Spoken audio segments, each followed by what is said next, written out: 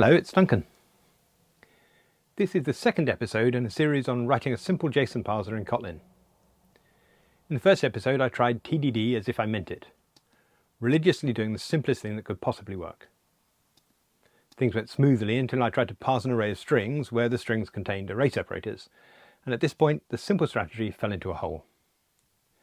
Since then I've tried various ways of refactoring my way out of that hole, digging up, but I couldn't find a way. Failing for hours makes good TV when it involves driving cars, but no one wants to watch me fail to code, so today I'm going to admit defeat and start again.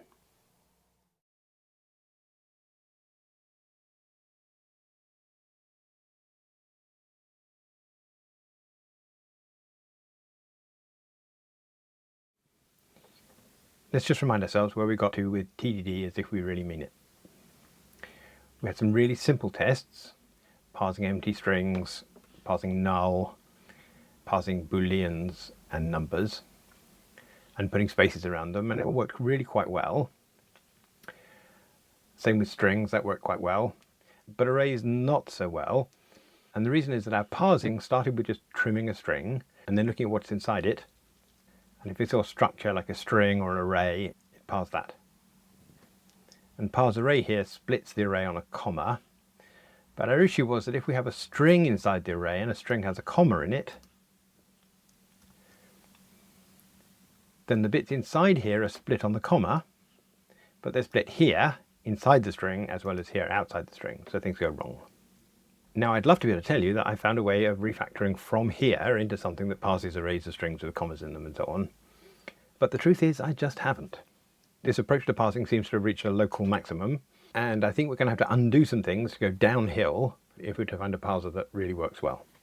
So we did the simplest thing that could possibly work, and it turned out that it couldn't possibly work.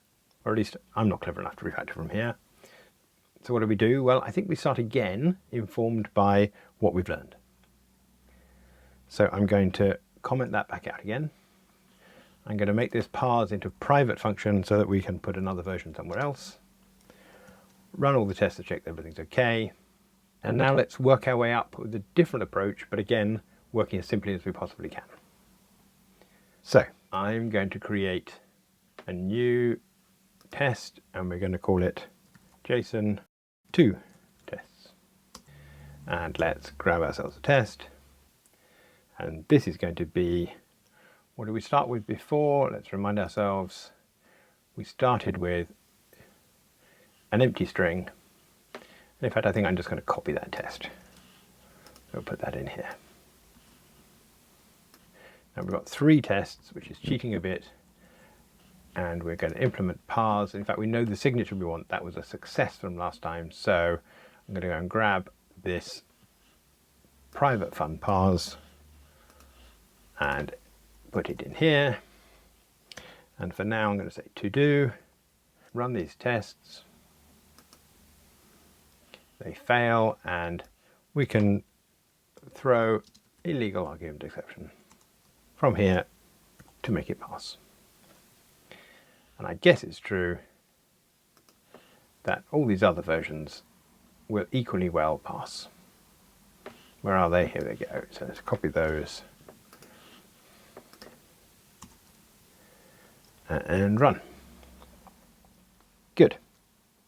Now this time I'm going to try and make it work by actually writing a parser, which has the same result. So what does a parser look like? Well, it's something normally that goes through a string character by character. So let's write that in here. We'll say our JSON for each, and this is a character. And I suspect, because I did a little bit of research when I got bogged down last time, that we're going to need a state machine to parse. So we're going to start with some sort of state. And I'm going to call this state, before we start anything, ground, like the ground state. I don't know. So let's create something for that, and let's make it, well, I'm going to just start with an object, see how we get on. So we'll put it in here. Okay, so that's our state, and then what we're going to do is offer each character to our state. So we say state dot, and for want of a better name, I'm going to say accept the character. That's got to exist for this to work. So we can add it as a member function to ground. Let's do that. So now state can do what it wants with the character, and it should return the next state in the list. And in this case, this is going to be, we've only got ground, so we're going to return this. And that means that accept has to return a state, ground in this case. And in this loop here, what we're going to do is we're going to take the state and reassign it, mutate it if you like, by whatever the state says the next state is given a character. So we need to make that into a var. That will be fine. And then at some point we're going to end, we'll run out of string. And when we do, state will be in some sort of state, obviously ground at the moment. So I think we can say in here, if state is ground, then we should throw that. Else, well, I don't know yet, but I'm going to say to do. Now this will obviously pass our tests. And really, TDD is a few minutes out the window now. We did a lot more there than we needed to just get this test pass. We sketched out the state machine that we think is going to pass things for us. Why do we check the state is ground in order to throw here? Well, that takes care of this case here, where we started in ground, there were no characters, and so we had nothing to parse, and so we have illegal argument exception. To be honest, other than that, I just wanted to differentiate between the end states we were in, and to do will throw something different, so we know when we've got some work to do. Okay, so far so good. What should we do next? Previously we went and parsed null, and then booleans, and then numbers. But I think with that state machine that maybe strings are more interesting. So I'm going to take this test and put it in here and check that that's actually calling the right thing. It is. And obviously if I run that, it will fail a lot. Okay, I'm going to split this window so that we can see the two things we're working on. So we're working on strings and we'll work on our parts here. Now, what string should we start with? Previously we started with banana, but I wonder whether an empty string, that's this one here, it's got 3 quotes in order to allow us to put in 2 quotes and then 3 quotes to close. So I think we're going to try that one first. So let's comment out those and these. Run. Well, we unsurprisingly fail. But now we're going to try and make things work within this framework of the parser we've got over here. So we start in the ground state and we offer the state our character. And when we start here, the first character we're going to offer it, these 3 are delimiting the string, so the first character we're going to offer it is a string. So that's going to happen in here. And I think we can say that when the character is a quote, then we want to start returning some sort of string state. Something that's going to collect the characters in the string for us. So I'm going to call it StringState. And let's give it the character so that it can remember it. Otherwise, well, we're in that ground state, so I think we'll just return this for now. Now, StringState isn't a thing we've got, so let's create a class. It doesn't seem to be a thing IntelliJ wants to do for us, so I guess we'll do it ourselves. Put it in here and we'll say we've got a class that is StringState. And its constructor is going to take that initial character. Now, StringState is not ground, so we need some sort of type to represent all of our states. So I think we'll say that that is a class, and it is parseState. And now, ground can be parseState if parseState was open. In fact, I think we want not open, but abstract. And StringState, well, it's not giving us the option there. I think probably if we say that is parseState. Now StringState, still not, do it by hand, is a parseState. Okay, that nearly compiles, but now because accept can return parseState, then our parse method here, this accept, has to be on that class. So I think we can do that by saying pull members up, but we want to make it abstract, like that. But that means that StringState has to have the parse, and we don't yet know what to do with it, so we'll leave it like that. Now we're still not quite compiling, and the reason here is because state is set to ground, but we're changing its type here potentially. So we're going to have to say that this thing starts as a ground, but actually its type is parseState. Okay, that compiles. Does it run? Well, unsurprisingly, maybe not. Something is not implemented. What is that? That's accept here in our StringState. So I've got to do something in there, and I think for now the easiest thing we can do is just return this. Run that. And we're still not there. What is now not implemented? Well, it's this to do here. We started here and we said if our final state is ground, then we're in legal argument section. Otherwise, we have to do something. What's that thing? Well, I think the simplest thing we could do would be to return an empty string, because at this point we know we were parsing an empty string and we might just get away with it. And we have. Good. So now a state machine is reflecting what we've seen, but it's not really collecting any data. What I'm going to do though is over here, I'm going to move these into the order in which I tried them as a little bit of documentation. Okay, so that's an empty string and it works. I think what we need to do now is collect some characters, so let's do this one with banana in it. Run that. And that will fail because we're only returning an empty string here, not banana. Where can we get the string that's between the quotes from? Well, our StringState could remember it. So in here we could say we have a string builder, we'll call it chars. Now we could remember the initial quote, the one that started the string, by appending it in here, but I think actually things are a bit simpler if we don't. So let's take that out, and we'll say that after the first character, when we accept one, then if the character is not equal to a quote, then we'll add it to our characters. And for now we're just returning ourselves. I can't make banana parser yet, but I think here instead of this empty string, we could go to the string state that we know we've now got and ask it for its characters. So what I'm going to do is I'm going to make this into a when, and then say when the state is string state, we want to return state. First of all, we should say this is ground. Here I can say is string state.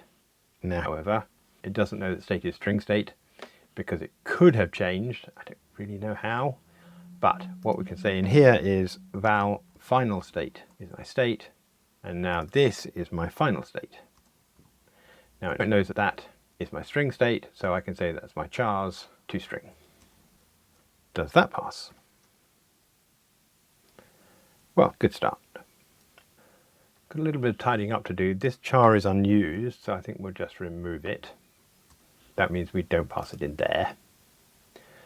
And I think maybe it would be helpful if we took this thing and made a method out of it, and we'll call this value. That's the value of a string state. And now we'll take that, make that into the receiver. I think there used to be a thing to move this as a method, but there isn't here, so we'll take that from there and we will move it there. Make it non-private, take away that receiver, and that will allow us to make these chars private. Is that all good? It still is good.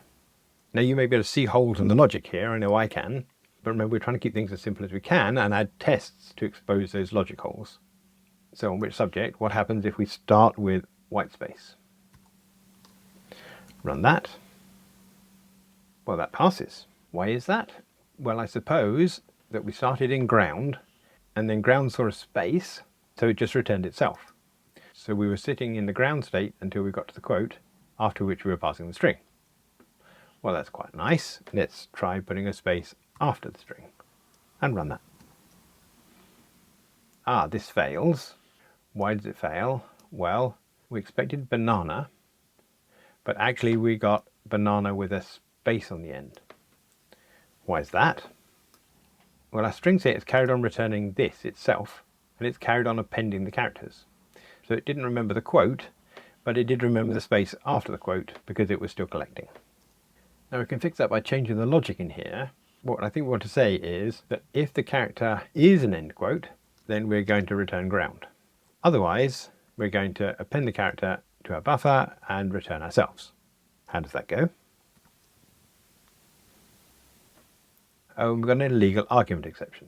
Why is that? Well, it's a 45 here, which isn't a help, so it's 24. We're parsing the empty string. So parsing an empty string has failed. Why is that? Then the answer is that when we parse that last quote, we've gone back to ground, and ground here says we throw an illegal argument exception.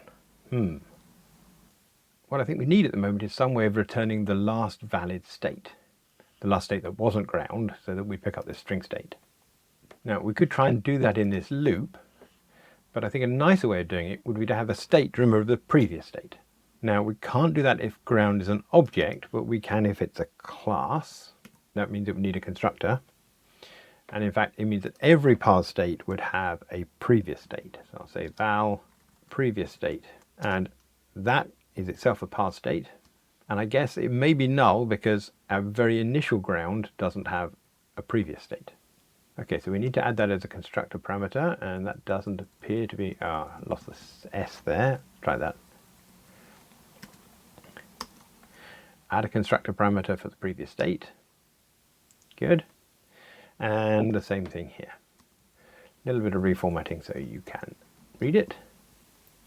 Okay, let's fix this first of all. So when we change state, we're going to pass ourselves to the state we changed to. That's that one. And this one we're going to pass ground.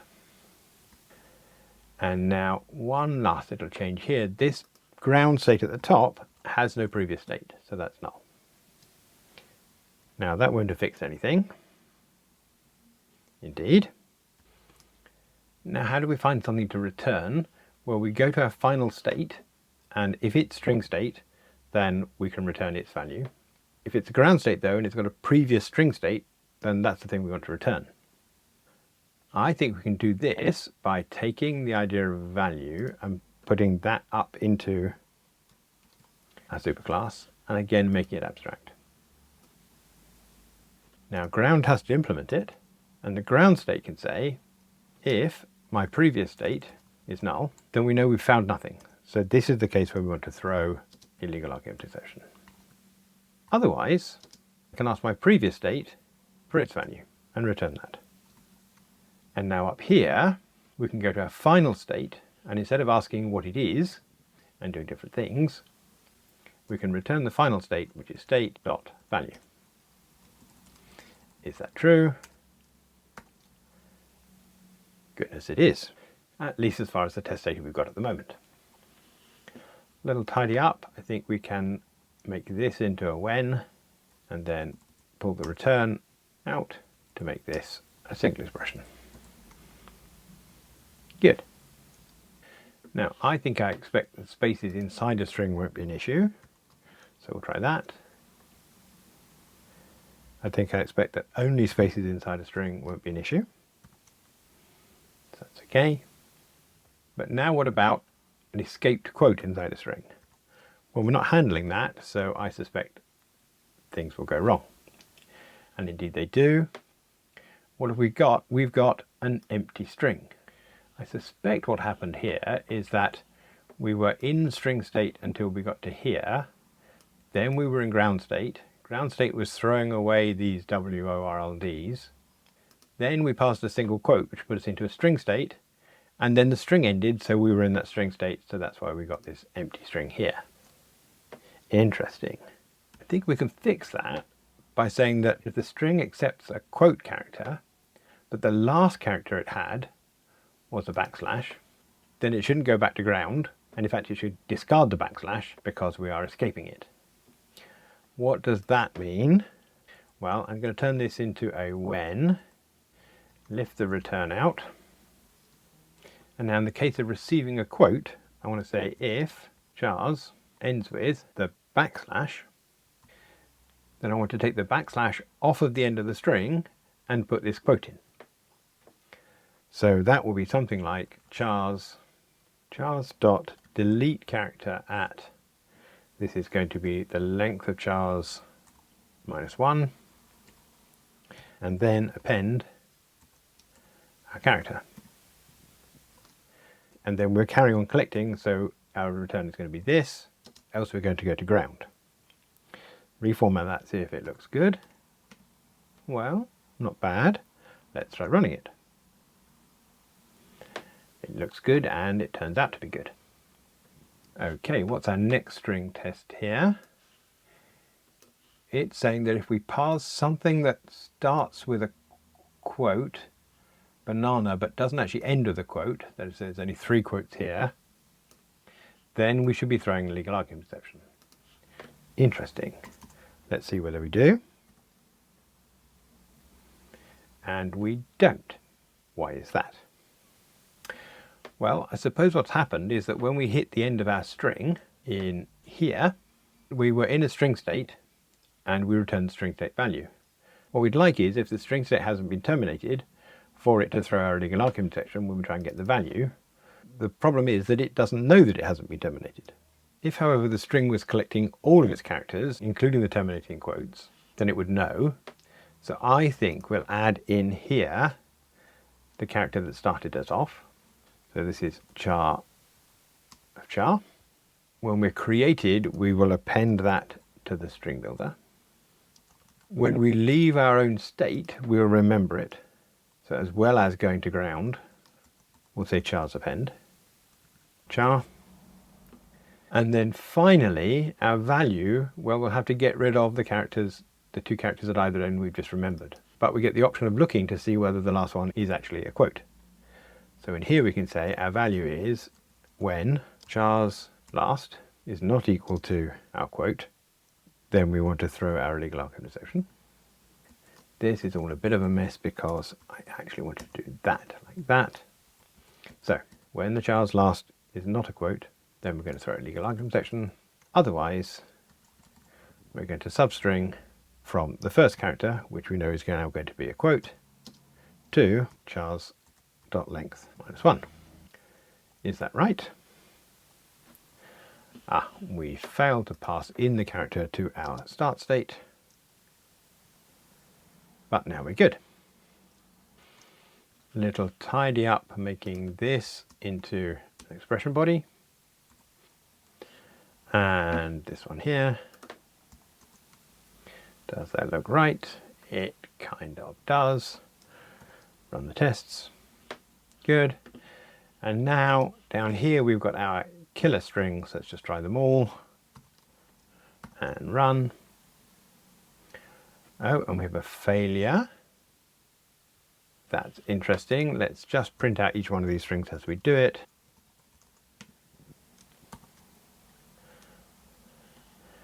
To find that hello world. Oh, idiot println. So the one that fails is hello quote world. That's interesting. Let's go and look in our strings.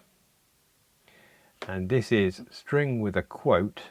But that is not got a quote in it there. I suspect we need to escape the quote like that.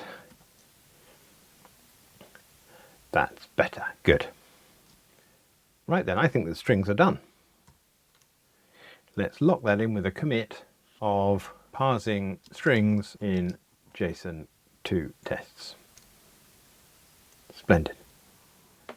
Okay, then what's next? Let's remind ourselves of previous tests. So we've got arrays, or we've got numbers, booleans, null. So some things I think we might call primitives. Let's maybe go with null. Let's take the null test and bring it over here. And again, we'll start with the simple test and we'll uncomment the rest in.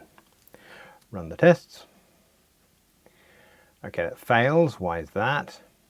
Illegal argument exception. And I guess what's going on here is that our ground parser was the parser at the start, and it received the N, the U, and the 2 L's and didn't do anything with them. Let's have a look.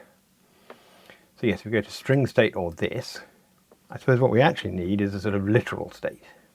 That will be able to collect the characters. So I think maybe, let's say we have anything but a quote for now will give us our literal. And as usual, we'll give it the ground as the previous state, and we'll give it the char. Offers to import, but we don't want to import, we want to create a class. Let's do it in here. So we'll have a class that is literal. That is going to be a parse state. In order to work, it's going to have the constructor parameter for the previous state, like that. And we know also over here that we want the character as the second parameter. Okay, good. Lay things out nicely. And now we need to implement two methods, accept and value. Okay, what are we going to do with accept? Well, I think like the string, we're going to remember. So let's have some chars to remember. It's a bit of duplication with string we might get rid of later. And now what do we want to do in accept? Well, literals run up until we find a space, I suppose, or maybe later on a comma.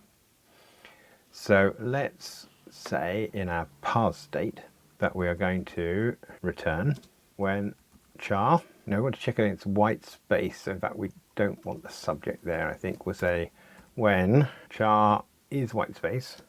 Now what here? Well, I think we're going back to ground, the bit between things that we're actually parsing. So we'll create a new ground and we'll pass ourselves in as the previous state. Otherwise, we'll collect the character. So that's going to be chars append char. And then return this. Now, what should our value be? Well, it's not going to be a string. It's going to be an any, I think. And for now, I think we might get the test passing just by returning null. This is complaining about any, and it's saying that our abstract version said that it should be string, but actually we know that we're parsing into any including null. So we can fix that there. Now ground is complaining, and I guess for the same reason. Try running. Oh, everything went badly wrong. That's interesting. Null is working, but our strings and empty string, how's empty string failing? Everything is returning null. That's not good. Let's have a look. I think I can see the problem at the top of the screen there. In the ground state, we're moving into the literal state for anything other than a quote, but I think we should stay in the ground state for white space. So we need a case in the middle here, which is char dot is white space should move to this. Try that. Phew. Okay, I think there's a chance that these two will just work because our parser is now sort of dealing with white space. Let's see. That's true. And now how about a word that isn't null but has some characters on the end? Well, I suspect that will fail, and it does.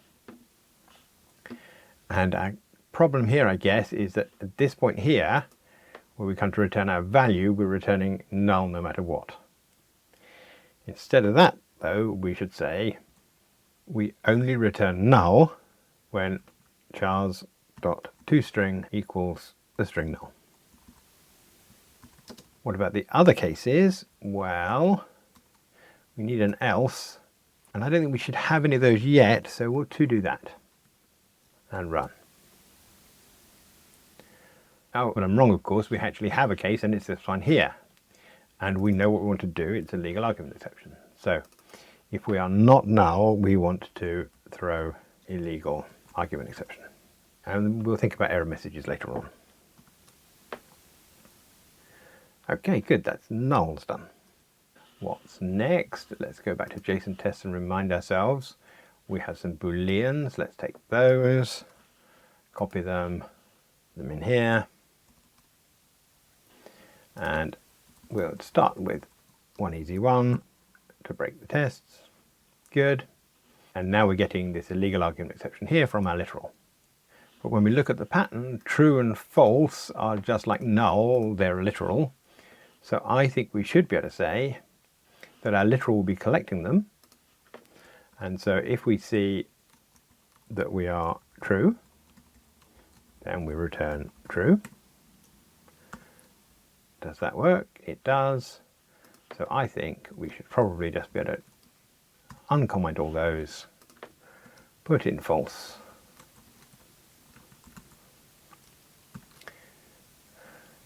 Oops, and if I'd actually returned false, we would pass. Jolly good. Well, this is going quite well. What's next? Numbers. Well, we've got a whole load of them. Let's copy them all. in here. And numbers are also literals really, I think. And what we did last time was to take a literal effectively, offer it to big decimal and see whether it would parse it. To remind ourselves how we did that, down here we said 2 big decimal or null. Let's go back to this test. Do you think we get them all running in one go? I think we might. So in here we're going to say chars 2string 2 big decimal or null, and if that is null, then we want to use the else to throw the illegal argument exception. And thinking about it, that is our entire else branch in here. Is that right? Jolly good. And we don't want to keep on doing chars to string, so I think we'll take a variable out of that, which is all of these and is our string. IntelliJ is offering something there. String is a subject to when. Splendid. Run that. Good. Well, I think that's worthy of another check-in. There's a couple of warnings in here. That fixes one, and making expression body helps a little bit. One more. Specify the return type of string. Okay, good. Run the tests and commit that as parsing literals. Good, good. Let's see if we can finish off today with arrays. Here were our tests previously.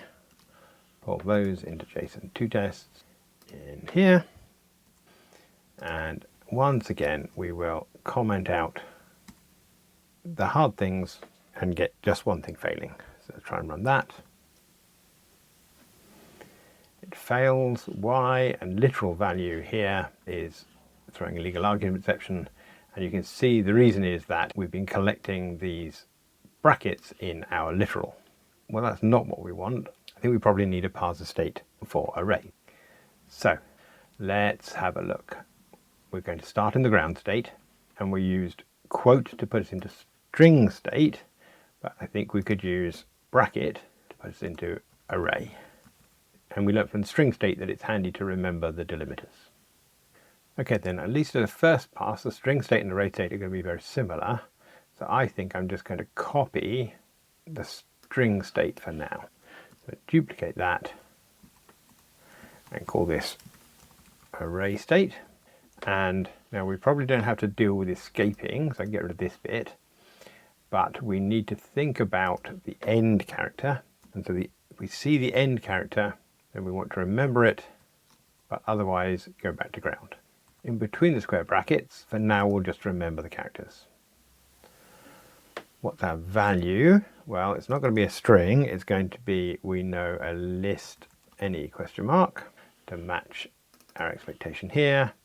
Now we could make this pass by returning empty list, but I think I'm going to keep this code here saying if we didn't see a close as our last character, then something's gone wrong. Otherwise, we should return an empty list of any question mark that I can then get rid of. Okay, does that make parse work? It does, and I sort of expect that this one and this one will be fine too. They are. Now, what about an array with nothing inside it? Well, I guess actually that should also be okay because we're just collecting the characters here and not doing anything with them. We're always returning empty lists, so that test should pass. And I suppose that one as well. Check those. That's true. And the code that we left in here, I think, should make this one here pass, which is to say when we parse an opening bracket but not a closing one. Run that. Good. A little bit of formatting in here as displacement activity. Before we go on to what happens when I parse an array with banana in it as a string. Well, I think that will fail. And it does. Good. And of course it's failing because we're always returning an empty list. Now at the moment we're collecting characters. So I suppose we could look at those characters and see whether they're a string of banana or another literal, but that's not going to help us with deeply nested structures. Instead, I think our array state should be collecting other completed states. And it should find those states by starting off with the ground state inside the brackets and proceeding as our parser did previously, which is this sort of loop here. Except that it can't run a loop because it's only accepting single characters.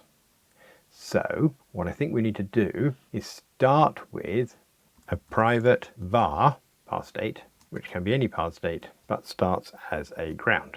Now I suspect this doesn't have a previous because it's inside us, so I'm going to say that the previous is null. Now I'm not sure how to solve the problem of knowing that our last character was the closing bracket without remembering the chars, so I'm going to keep that for now, but I'm also going to say we have a private val elements, which is going to be a mutable list of anything. Now this isn't rehearsed, so I really don't know, but I suspect that when we're given a character, if it's not the closing character, we want to give it to our parse state, and we'll use that to change our current parse state. So we'll say parse state is our current parse state, accept the character. All the time we're within the brackets, the parser we want to be returning is ourselves, because we want to keep on receiving the characters. But when we see the end here, I think we should add the current parse state to our elements. So we say elements.add parse state.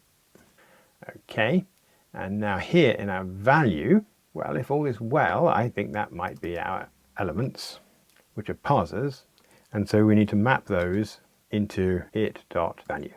However, we didn't make it parsers, we made it mutable list of any, so I think this should be parse state, like that. Well, there's a chance, so we try it. And we don't pass what fails. So we seem to be asking the ground state for its value. Where are we doing that? The test we were running was, yes, I suppose if we've only got one thing in our list of states and it is ground, then we have an empty array. Let's see if we can say that in code. So that is in here. Having checked our last element, we can then say when elements size, oh, that's a case I hadn't thought of. So if elements is empty, then we are going to be an empty array, empty list. And if elements size is 1 and elements first is ground, then that's also an empty list. So that is the case where we've got a space in here, I think. Try it.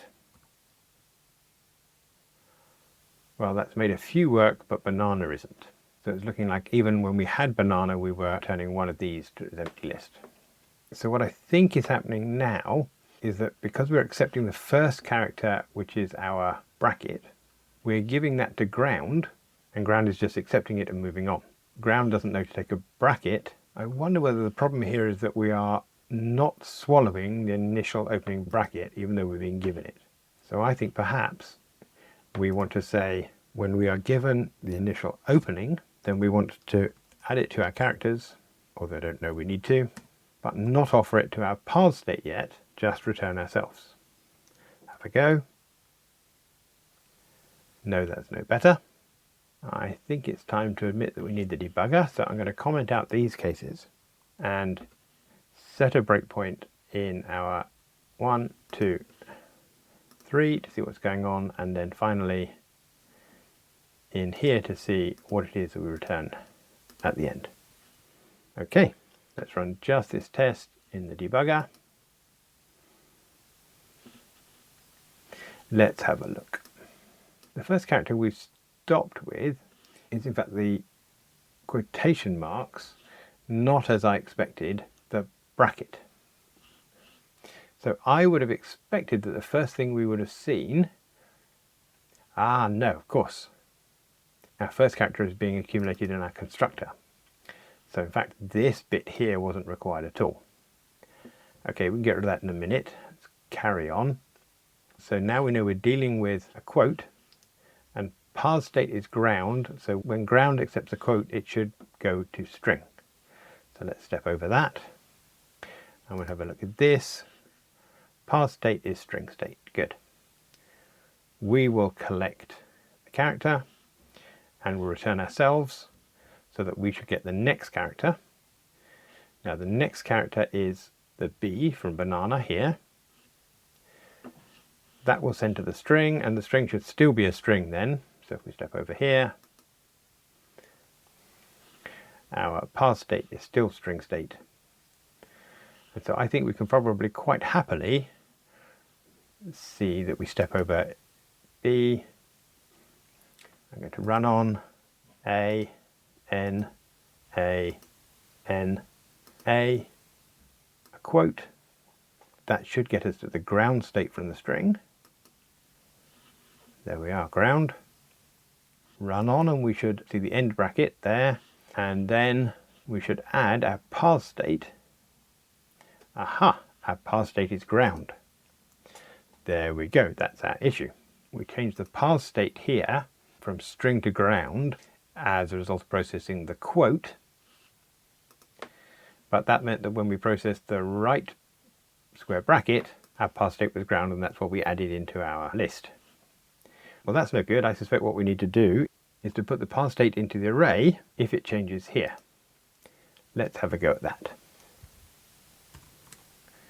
So what we're going to do is we're going to create a variable for the new parse state, and we're going to say that if the parse state is not the same object as the new parse state, then we want to add it into our list of elements, the old one. Now I think I kind of expect that to work in this case, but maybe not when we put in other ones. Let's have a look. Oh dear, I think the issue now is that our end parse state was ground, and we've added that here at the end. It's all getting a bit icky, but I think perhaps we should say that we just filter out it is ground, and that should be filter not. Is that true? Well, phew, at least one thing works. Let's just put those back in and see how that does. Good. And now I'm not happy with it, but it is passing the tests. I suspect that just parsing null will work. Let's have a go. And does. But now we have a problem of two things comma separated. So let's bring those into play and see the failure. And what is the failure? Well, we've got a literal that's throwing here, and I guess it would be helpful to say not a literal string. Run again, and we'll see that it's the comma that's causing us a problem. Oh, well, we should have predicted that. Let's remind ourselves what we were running. We were here and we were doing banana comma null. Okay. Now then, I suspect that things will work if we just allow ground to treat comma as white space. Now that obviously might break some other things, but let's just give it a go. Come back up here and we'll say, where's our ground state? Here it is. And at the moment we're saying the beginning a string or array, a special. White space stays in ground, otherwise we start a literal. Let's just try saying char equals comma this and run. Ah, well, now we are not running all the tests, so let's fix that. And everything does pass. Now I think this kind of begs the question of why JSON needs commas in array separators. But I'd like to make some progress, so what I think I'm going to say is that we need to add a test at some point, and I'm just going to put it as a to-do here, for show lists need comma separators, because I think we should probably fail, whereas at the moment I suspect that if we were to parse banana space null, that would be a valid list. So let's keep that behavior, but to do it, and finally we've got the horse that we came in on, which was, can we parse a string with a comma inside it? Let's have a go. Phew. Right. Now, I really don't like some of the code in here, and I suspect that we're going to have another problem if we look deeply enough, which is that if we build a string that itself contains the brackets, that our parser will fail again. Because our array state will see the character. In fact, I think we decided we didn't need that one, didn't we? If I take that away, just take that commented out, check that everything is still good. And it is. But we've still got the problem here that in the middle of a string, we'll be interpreting the closing bracket as finish. Is that true? Yes, it is. There we go. Not a literal bracket. But we may be able to fix that by only doing this when our parse state is ground. In which case we can't have the subject here. We'll take that out and we'll say char equals that and parse state ground. Oh, but that turns out to be an error in our test data. There's a comma in here. In fact, I could leave the comma in there, just make it a bit more of a killer, and run. Good. One last thing before we wrap up. I wonder whether this actually works with nested arrays. So that if we take, for example, let's take hello as the first element of the array and an empty array as the second, in which case I think I expect a list of hello and an empty list of anything. Looking at this, I think I've got one too many things there. This I think stands a chance of working. Oh, but again, error in test data. I think that should look like that. Are we good? Yes, we are. Could I put things in here like true and another empty array? In which case this would be list of true and another empty list of any. Run that. Aha! And that, I think, shows an actual bug, that we're collecting commas as part of our literals. So we should probably deal with that up here in one of our simpler cases. So let's say that parse true, false is list of true, false. Run that and it should fail. There we go. And now then we need to have our literal stop parsing on a comma. So where's that? It's over here, literal. So at the moment we're saying it's white space, we want to go to ground, but at the same time I think we should say char equals a comma. We want to go to ground. Run that. Not bad. We are though just accumulating a few little oddnesses. So I think, for example, that it should be that if we parse null comma, that isn't valid JSON. And same thing with any of our literals when we're not inside an array. Let's find out. Yes, she says not true. So that's the thing we're going to have to fix. But I think that's next time. Let's commit this as arrays. So reviewing today, we got stuck with our test-driven development last time. We did the simplest thing we thought could possibly work, and it ended up giving us a parser, this one here, that got stuck in a dead end. It couldn't really cope with the fact that characters meant different things in different contexts, so that a comma inside a string was different from a comma outside a string. Now I couldn't find a way to refactor from there into a better solution. I'm not saying that nobody could, I'm just saying that I wasn't good enough. So I threw it away, or rather created another version, but kept the tests because they were a good demonstration of the things that we needed to make work. I then used my experience of what hadn't worked last time to reset the bar on the simplest thing that could possibly work. Effectively, I discovered that I did need a stateful parser, and so I wrote the parsing in terms of that loop. From then on, though, we used adding test cases to show us when we needed new parse state and when a parse state required a different transition, one that we hadn't already written. That went really quite smoothly until we got to arrays. In the case of the arrays, you can see we ended up actually having to debug things. And there's certainly still more complication here, I think, than there needs to be. But we have ended up with a parser that is able to cope with nested arrays, which is quite gratifying and suggests we're going to be able to cope with structured objects, name value pairs as well.